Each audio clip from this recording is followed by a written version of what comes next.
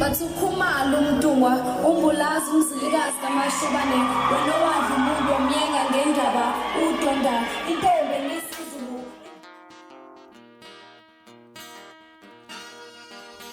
Udlule emhlabeni sezogubha usuku lakhe lokuzalwa uBongani Mavuso. Nginibingelele iphinde futhi nginamukele kule channel ehamba phambili ikezo mina kuveze ukuthi ungakhumalo bathi ilast born amagumede mhlabe mangabe usemusha la ekhaya ngicela ucela sure ukuthi subscribe ungakhohlwa ukucomment nokulike kanjalo futhi nokushare okuyikhona okukhulu kunakho konke bafethu njengoba ngizobe ngigubha usuku lami lokuzalwa ngomhla ka-29 isifiso sami ngokuhlala ngixhumene noNkulunkulu ngiwumqemane ngihlakaniphile ngiqatha futhi nginemali yebo ngiyakhalela ukwakhiweni komnotho wasethi ngiyema lawa iwamazi lapha nabhala ngoba intatheli yoKhozi FM ku Facebook page uBongani Mavuso ngaphambi kokudlula emhlabeni esibhedlela sasemhlanga izolo. Izindaba zokudlula kwalolu qeqe obelethuleza ngempela sonto ziqinisekisa ngokukhulumela umndeni uMajuba Mavuso ke waba yimeyo yaseDumbu. Uthe uBongani uxine ukugula ngomsombuluko okuphoqa ukuthi aphuthunyiswe esibhedlela kanti usezoshona lapha. uBongani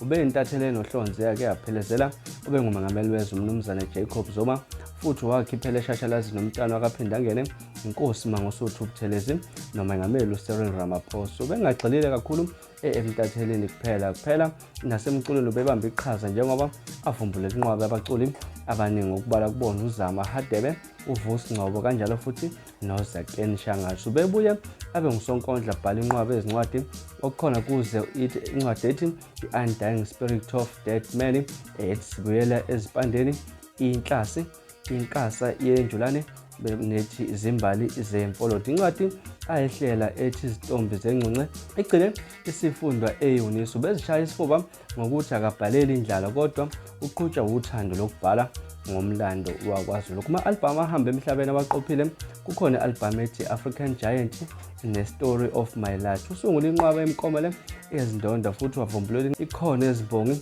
ezihlonishwa kakhulu okubala kukhona uSiyabonga Mpungose noMagcwabe Mabaso. Ubuye wahlonipha amaciko asaphila njengomzi wakhe embulo madala kunene futhi wakhumbula lezi ngqalabutho ezingaseko ezingosolazi Sibusiso Nyembezi nosolazi W Vilakazi. Naye uke wahlabana nemikomelo eminingi okubala kuyona literary journalism i-award kumasala futhi walala isibili kuma-2022 Afro Poetry Competition okumkomelo ahlabane ngawo ngolesithathu olwedlule. Ubelelebulu lezimpahla zokugqoka ezibiza nge-Imhotep nezimoto ebeziqashwa ngabafuna ukuthatha uhambo. uBongani wazalelwa eDumbe futhi uneziqu zobuntatheli. Ubebe nengosi yosonkondla ihlelo likaDudu Khoza ngolesihlanu i-Back to My Roots. Waba ilungu le-Board National Arts Council egcina amasiko Heritage Trust nesiZulu National Language ANC KZN IFP nemeya